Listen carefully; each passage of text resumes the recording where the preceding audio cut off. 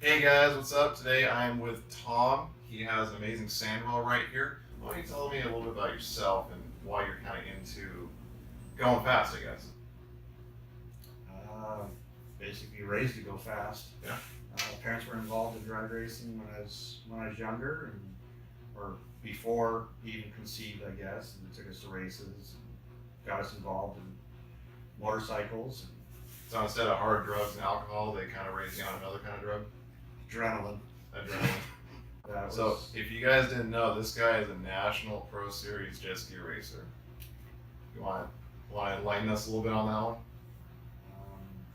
picked up a used jet ski to go play with my brother, and ran across a guy in the lake that had numbers on his jet ski, and Yeah. we were like, "Oh, you race these things?" He's like, "Yeah, there's a first race in Chelan. This is like, what was this, 80, 88, 89? Mhm. Yeah, 89." And we're all like, "What? Really?" Signed up on the IGSBA and went there, and I won my first race. My brother won his first race there. Ran the year racing locally in the Seattle and Oregon area. Won a championship in the APBA, the Prime Hot Water Yamaha Tour, and IGSBA finished second in the points in that. Was there any point that you went, man, I could actually make this like my career? Oh Or yeah, was there it was all in that point. It Yeah.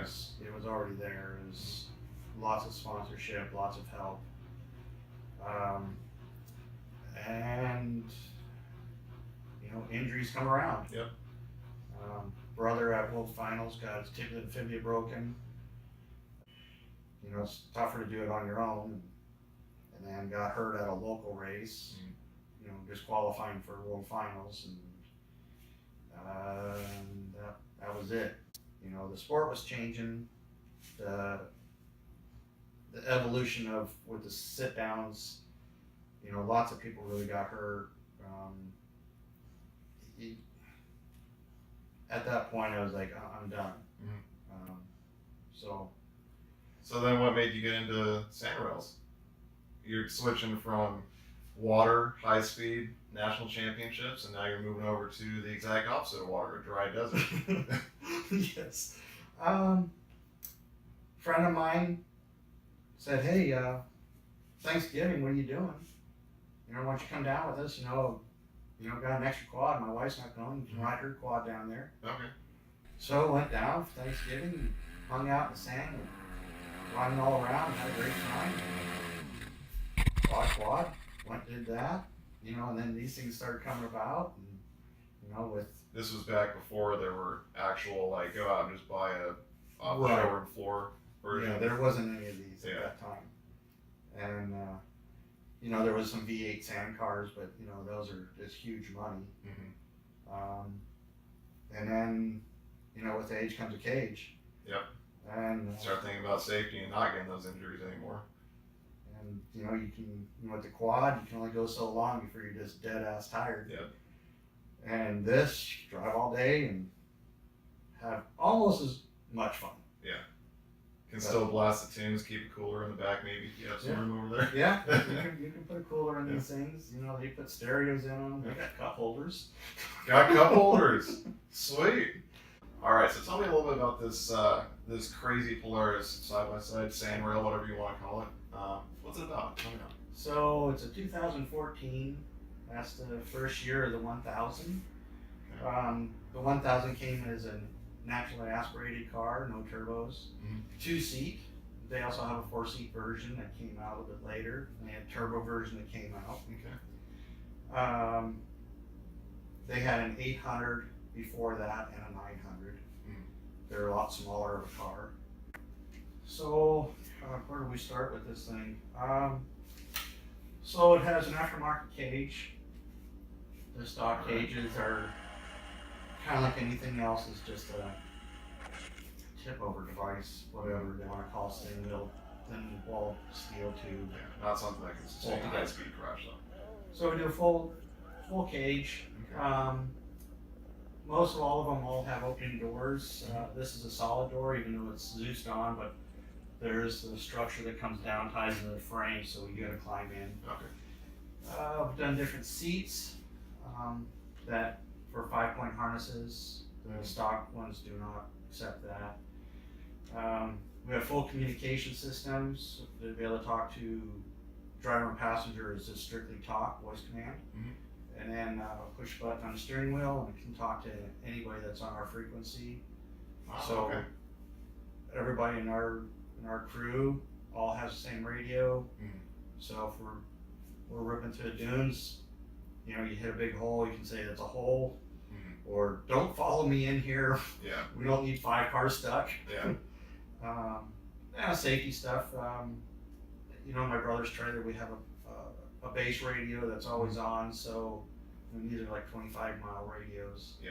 So we can radio back and say, hey, we need some help, you know, and also to be able to contact authorities with it. Yeah. And how much does this weigh, by the way? I think it's about 1,300 pounds. 1,300 pounds. And how much power do you think the engine's producing now that you've done everything you have to it? We're Relatively. Ballpark. We're going to say right around the 200 horsepower to the tire. Okay. And that's legit. That ain't Okay. just, I'm going to say around. I'm not throwing. Yeah. Could be More likely slightly higher than or less. lower. Okay. We don't. Okay. Close. I'm not going to throw out a number because we're just not going to. But we're going to put that mark there. Okay. So, but basically 1,300 pounds and you're putting out about 200 horse. Power weight ratio right there. It's pretty impressive. That's pretty impressive. You know, and then swapped out, and you know, suspensions, everything. So shock therapy, did all the revalved and resprung all the shocks on this. Mark Holst, right up the street here up in Linden, so all our control arms. I actually raced sprint cars against him back in the day. So that's all his stuff. Awesome. We're running Kaiser wheels, speed locks all the way around. Very important. Well, we started out with some other stuff. We had, so we're still staying with the STU tires, but we went up to the 1300s. Which are pretty decent size. They're a 30-inch tire. Yeah. Before we had 28s. There were other STUs. There were 14, either 15s. But you know, it's evolving. You know, more horsepower. You gotta have a bigger tire. You know, and just other things as you go through and change, and you try to get the best stuff you can at the point. You know, so I'm buy it twice, but as you go evolve in the sport, you gotta change things. And you also try certain things out and you go, I don't really like that, I want to change it over to this, maybe see what's better. Or you read and like, oh, this is the hot technique. Oh man, the car enthusiast research, read, scroll through the forums, scroll through the blog. Yeah. Yes.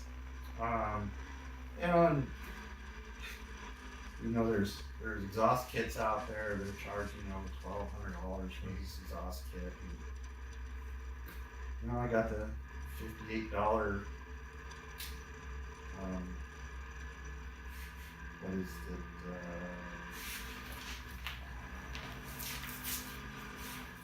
Magnaflow muffler on there. Yeah. That, you know, for $58.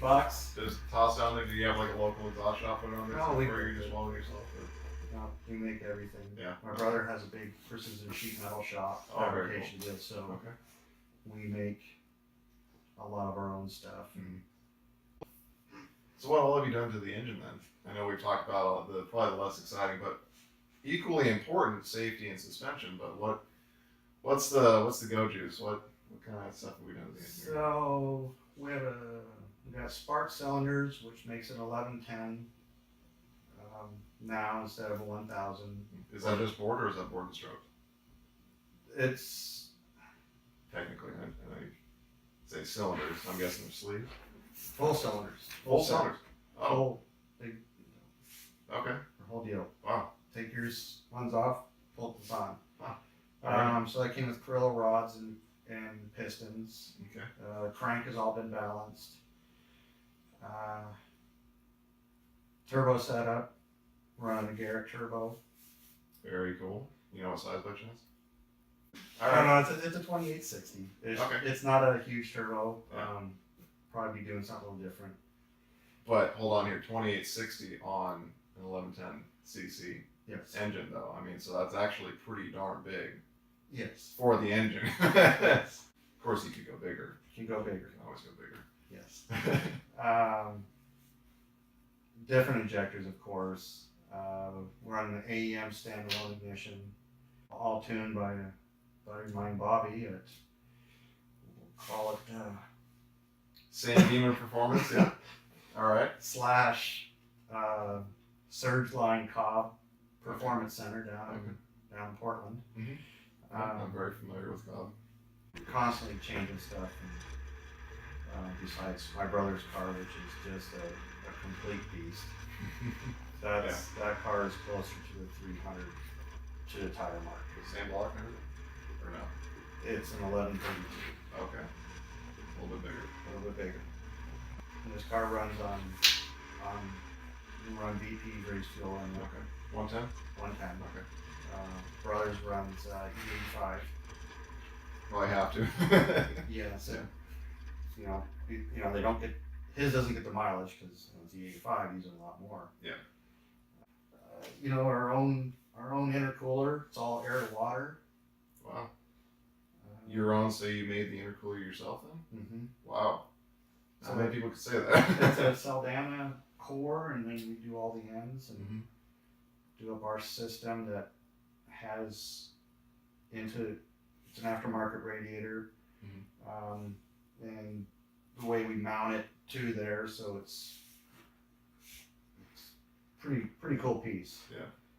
Separate pump to run all that. Doesn't run through the regular coolant lines. It's its own standalone system. With all of that on your rig and all the stuff that you've done to it, what are some of the things that you've done with it? Anything cool, anything exciting, anything scary maybe? They were doing a photo shoot, going up and just doing big berm shots on this dune.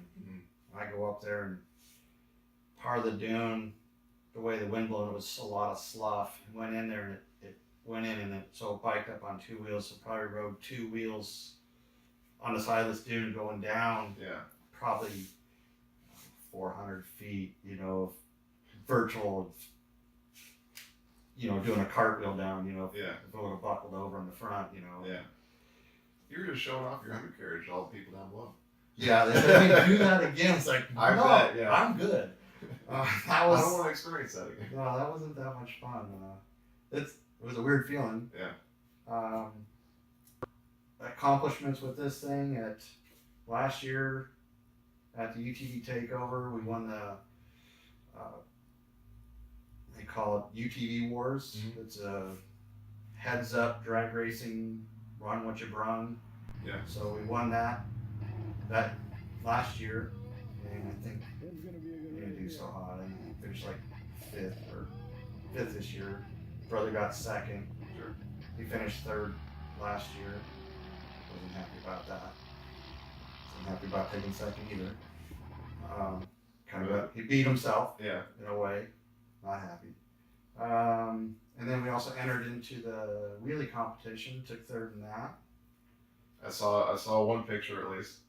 That thing just straight up in the air. Yeah, that's a trip because you just don't know what's going to end up. You can't even see in front of you, can you? You can't see where you're going. Yeah. You're just kind of looking out the side and judging where you're going, and just hope and pray. just take it for until gravity takes over. Yeah. So are you more likely to, once you get into a wheelie, are you more likely to go backwards or forwards then? In most circumstances, do you really have to worry about trying to control it so that it doesn't pop back? You can go over backwards. Okay, pretty easily. Yes. Kind of like My brother went over backwards. Oh, you did? Okay. It's some of the most epic shots for all this stuff. The photographer was probably as close as we were when it went over backwards. Oh, wow. That's a good shot. she went flipping over backwards, still snapping shots. And it's some pretty amazing pictures. Oh, geez, I'd love to see those. Well, guys, I think that's going to wrap it up for today. Tom has an amazing sandrail, and the event that you wanted to plug in the beginning, that was the This is the UTV Takeover. UTV Takeover, and that's roughly around End of June. end of June. All Coos right, Bay, Oregon. Coos Bay, Oregon. Check that out. It's supposed to be lots of fun, lots of vehicles, lots of vendors. Lots of vendors. This year is going to be an amazing year. I talk with the promoter of that quite often about different things, and what's coming up. Some stuff can't talk about yet, but there's some real cool stuff coming. There's excitement in store. All right, so I will catch you guys later.